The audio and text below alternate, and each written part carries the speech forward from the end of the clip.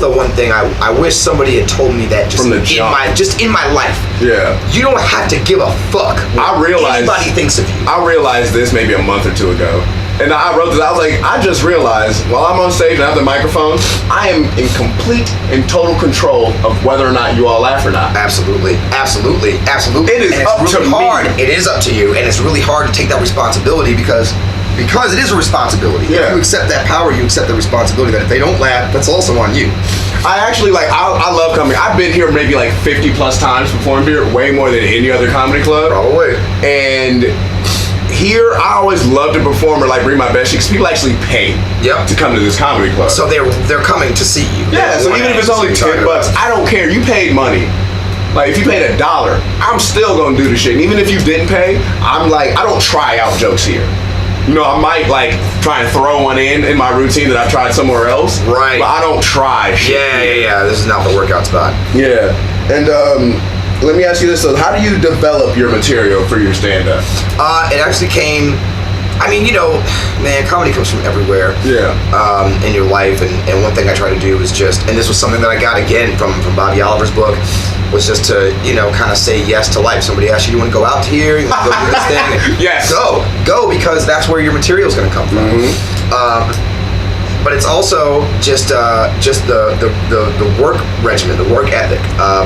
So I've gotten really into meditating. I meditate every day for 20 to 30 minutes a day. I try to, I've gotten into looking at my diet. I'm cutting out most of the carbs, stuff like that, which has made me feel better, more energy. Right. And that allows me to kind of have the clarity to just mind my brain on a regular basis, mind my thoughts. So I try to free write every day. I try to write for an hour a day. I really need to blow my fucking nose, man. I got like a summer cold. Knock yourself out. Yeah. We can still hear you. Well, I mean, I don't know where I'm gonna find some.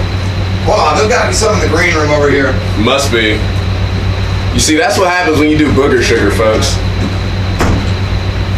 I'm sorry to be disgusting, viewers, but I figure this is less disgusting than me, keep picking your nose. What? I'm not picking it. Pick your nose. I don't give No, it's running. You know what I mean? Okay. Yeah, I'm like trying to stop the fucking flow. You know what's funny? I never do coke jokes. I have a few. They always work when other people do them, but I don't do it anymore. So I feel like I'm not in the loop. That's like somebody who don't smoke weed talking about weed jokes. Right, yeah. Like the coke joke I say is doing coke a lot, like having sex with your ex-girlfriend.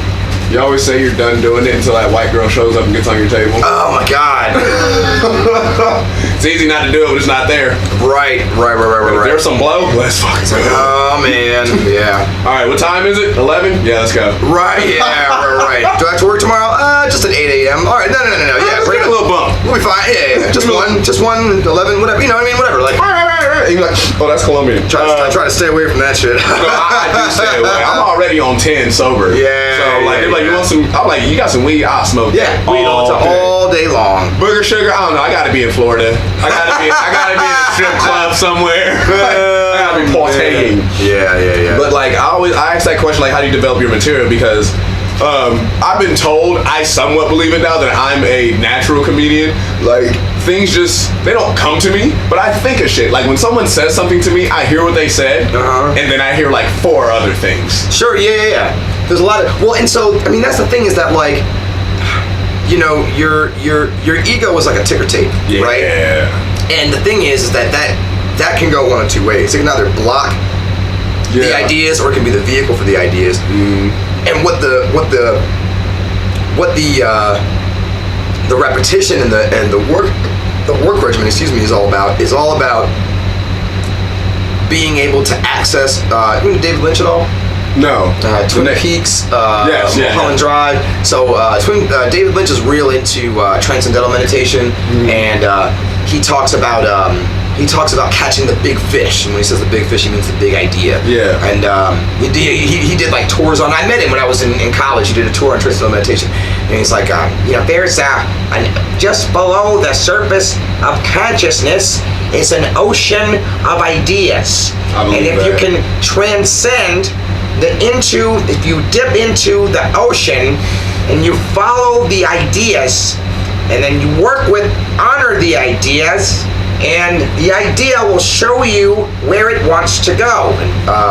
And so it's all about being able to access that realm. You know, he talks about the ocean of consciousness where all ideas are connected. I call it like, it's the same shit, different toilet. I call it that wave. There are times where I'll get off of work and I'll want to write about the stressful shit at work or like things that I laughed at or whatever, and I just can't. And then suddenly something's just like boom, hits, and I'll just start writing. Pages will start coming by, and it's literally like I'm a muse right now. Well, and so what I've learned to do is to jumpstart that is to like get up, eat my breakfast, have my coffee, do some sit-ups, some push-ups, meditate, right, and then I just free write.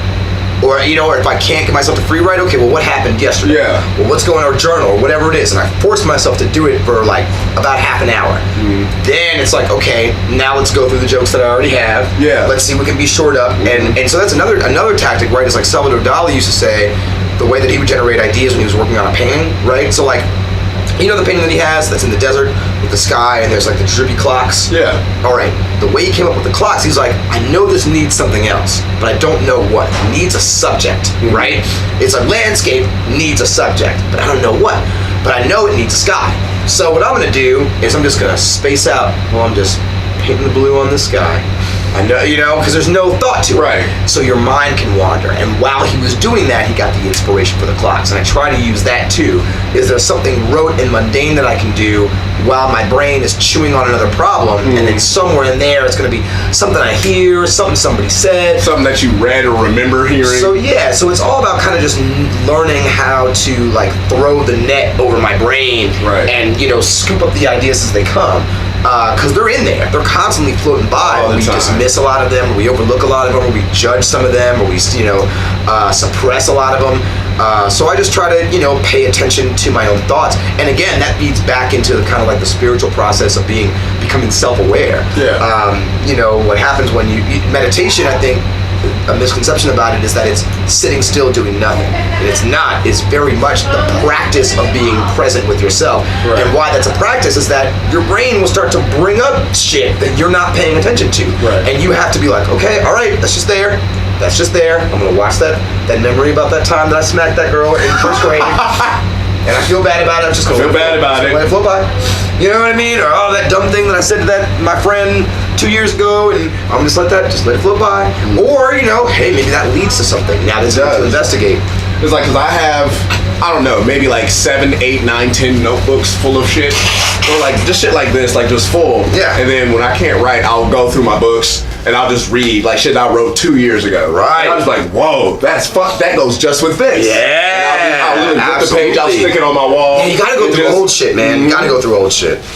But I think we're about to get ready to wrap up with the time here. Yeah. I know we've gone way longer than you meant to. No, it's fine. Let me ask you this before we go. So I always ask a question that's near and dear to my heart. Okay. And I need to know how people feel about it. Do you eat ass? I'm not asking have you done it. If you did it on accident, okay, well, do you do it? Well, let's first address this, because we're talking about the sexual habits of straight males. You know, there's a lot of them out there. There's a lot of them out there who like to DJ Khaled that shit. I do my thing. I don't understand. Right. I don't understand what don't you get? Like, oh god, fucking pussy's disgusting, fucking smells weird, oh fucking this, fucking gross, you're a fag if you eat your bitch's pussy. What? How? No. Why? What? No.